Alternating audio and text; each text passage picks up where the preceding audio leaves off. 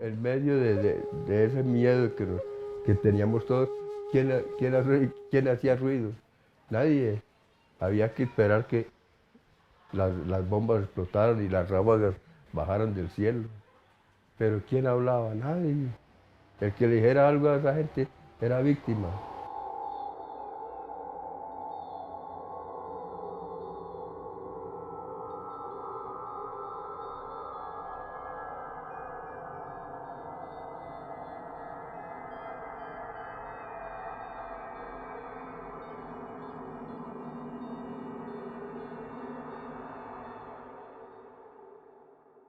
La guerrilla llegó aquí al municipio de Pijao aproximadamente a las 6 de la tarde.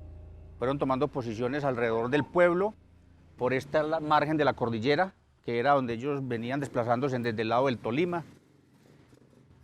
Tomaron posiciones alrededor del pueblo y más o menos a las 7:40 de la noche, por la parte que vemos aquí hacia abajo, por donde termina esta calle, había un grupo principal que era el que iba a iniciar la toma guerrillera como tal. Cuando por ahí tipo 8, 8:30 aproximadamente, entraron unos uniformados por esta parte.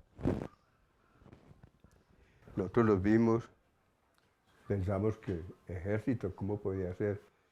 Bueno, cuando ya vimos unas muchachitas uniformadas, cuando ya muchachos corrían aquí por la calle gritando, centro de la guerrilla, centro de la guerrilla.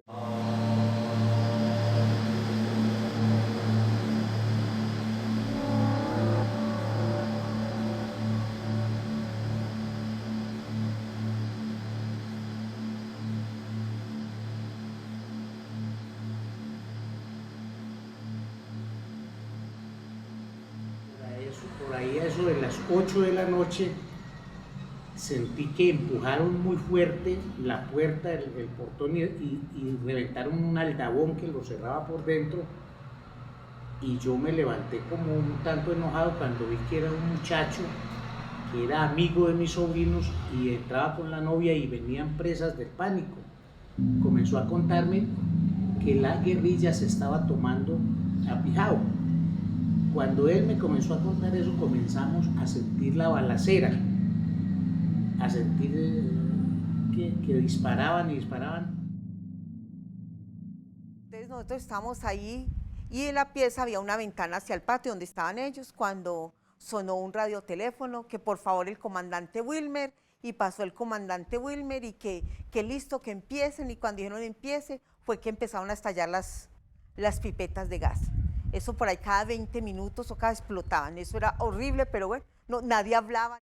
Lo cierto del caso fue que hubo como un largo silencio que era como de media hora o 45 minutos, cuando sentimos que ululaba la sirena de la ambulancia del hospital. El conductor era un muchacho a quien le tenían por apodo Quilifer, un muchacho de apellido Suárez, vivía enfrente de la casa donde yo vivía y donde estaba en el momento, y paró y llamó a la señora para decirle que él salía para Armenia, y ahí fue donde me enteré que llevaban a mi hermana herida, porque él dijo, llevo a Clementina que va muy grave. Clementina pues en ese pueblo no era sino mi hermana, entonces el otro muchacho me dijo, uy Juaco, le pasó algo a Clementina.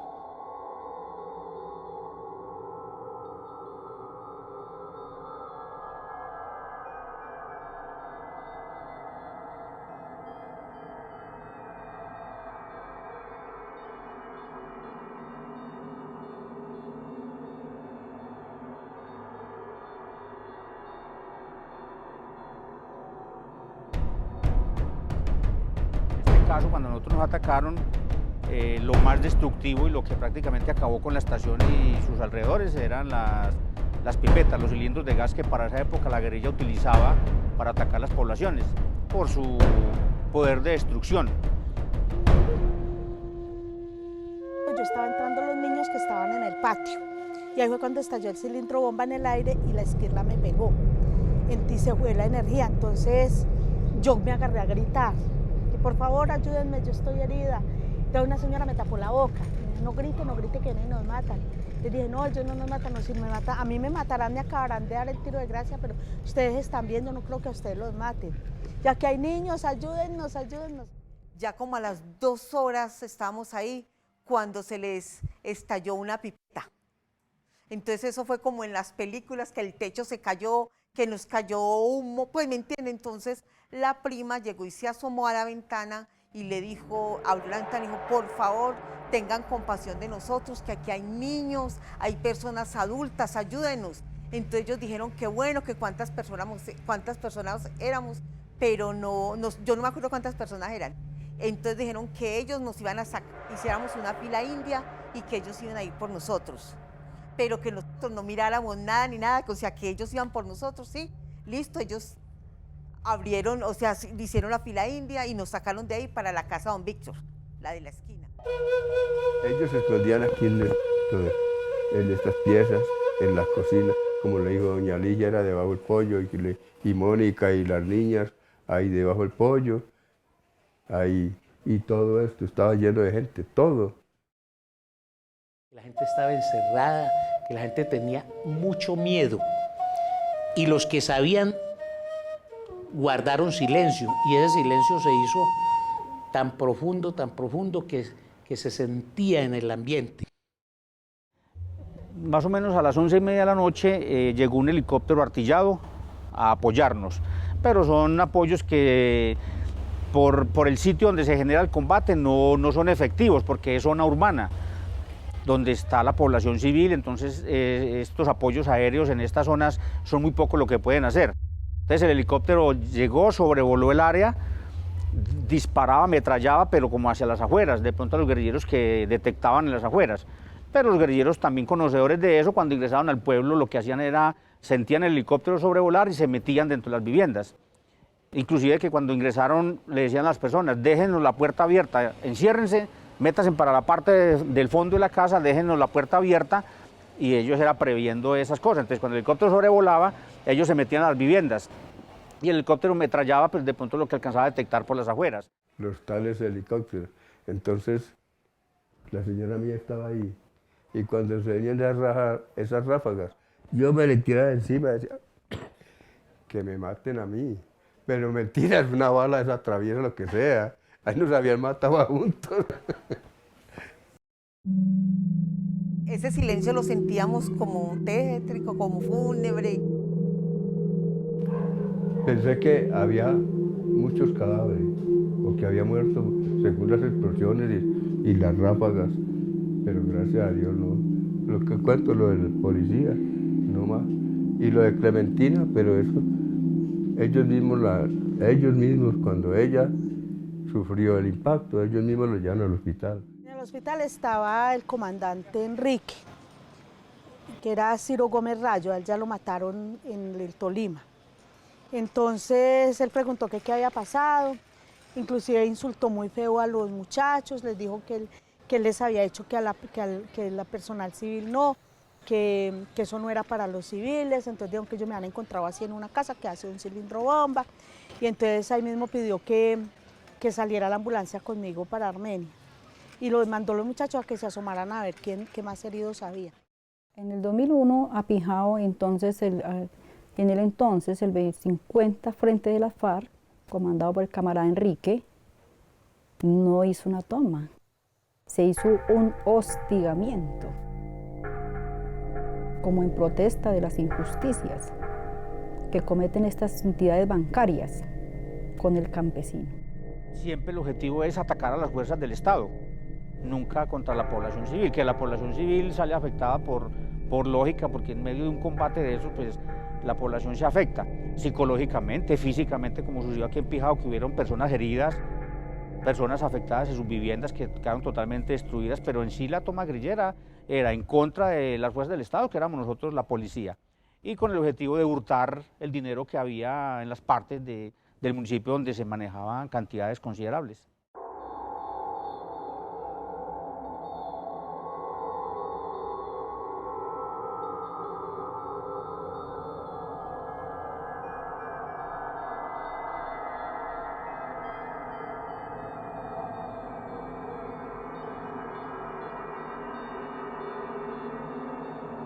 Yo conversaba con ellos en medio del miedo y les decía hasta qué hora se van a quedar. A las 4 de la mañana nos vamos.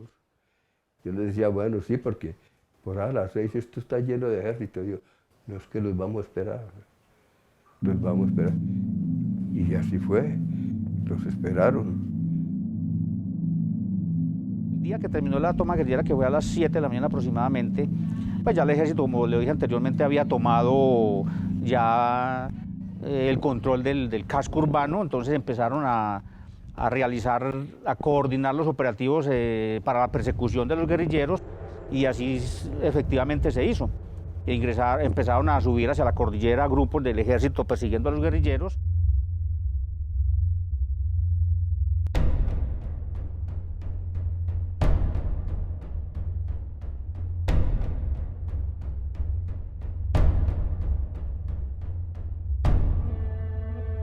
Este es un sitio que durante 32 años aquí habitó el 21 Frente de la FARC, acompañado del Frente 50, que perteneció al Quindío. Aquí en estos sitios nosotros habitamos muchos años. Habitaba mucho el Frente 50 de la FARC, donde ellos hacían de comer, bajaban a lavar, donde prestaban guardia para que el ejército no se les metiera, donde se acostaba el cabecilla, ¿sí? Wilmer, de las FARC, allá. Luego, acá en esta laguna hubo una choza que ellos hicieron, en medio de estas dos lagunas, muy bonita, pero la quemaron, cuando entró el ejército la quemaron. Esos corredores, eso se llaman corredores de la FARC. Esos corredores va uno cuando hay que hacer un trabajo. Se va porque hay una necesidad o porque el Frente 50 necesita un apoyo.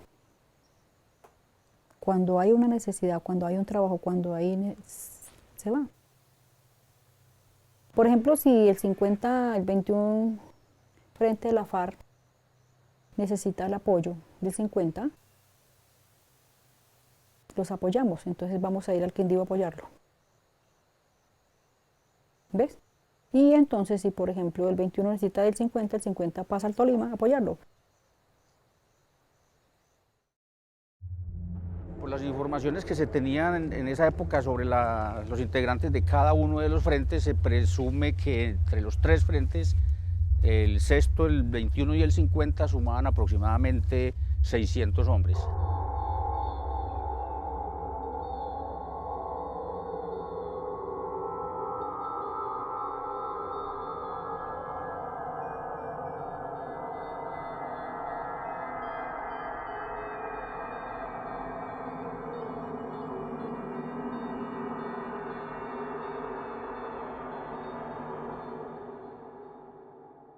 Ellos mantenían era mucho acá por lo escondido del monte, que nadie, ni los civiles, ni tanto como el ejército los podía ver, era siempre metidos al monte.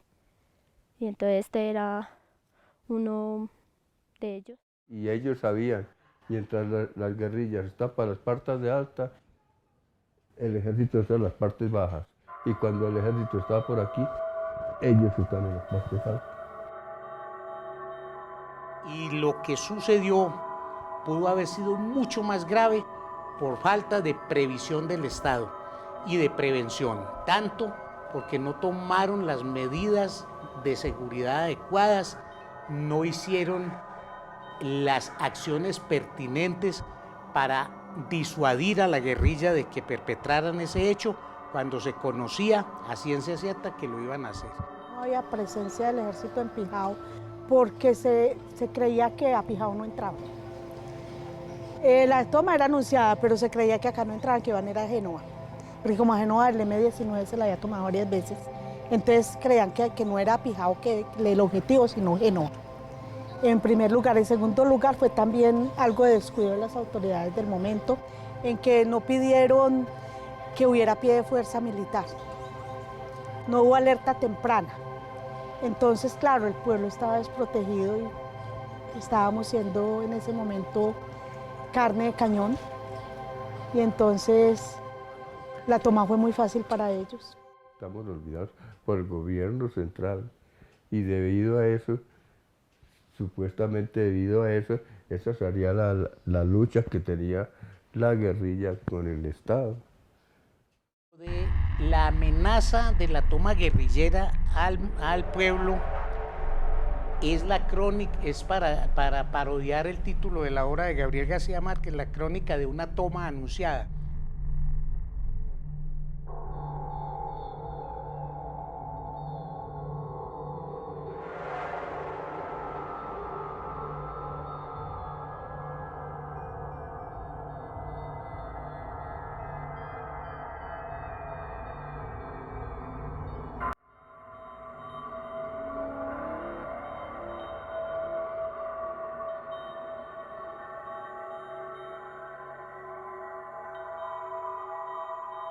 Sí, uno perdona, más no olvida y siempre le quedan a uno secuelas, o sea, uno siempre queda como que si escucha algo y uno hay veces como se acuesta uno y empieza uno como como a acordarse de todo eso y dice uno, uy, yo cómo fui capaz de vivir esto.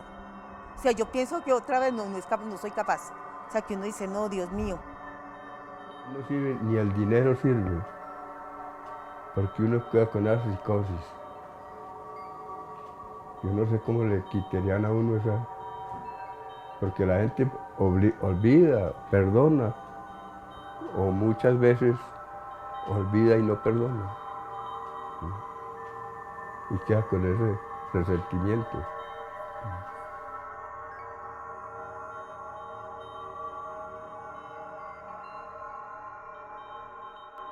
No me han reparado. Voy a cumplir 18 años de mi victimización y no me han reparado.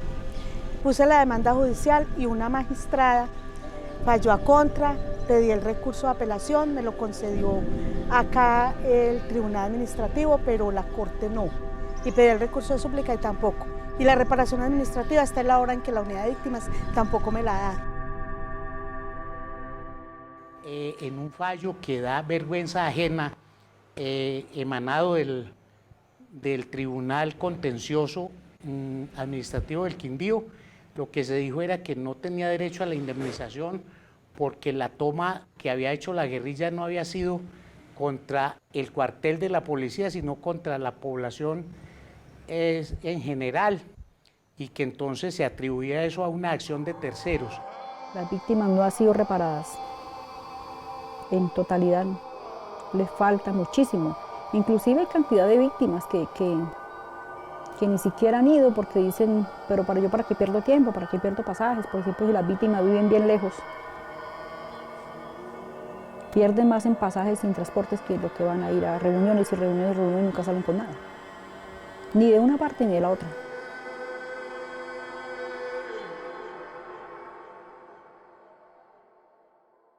Me sentí secuestrada, vulneraron como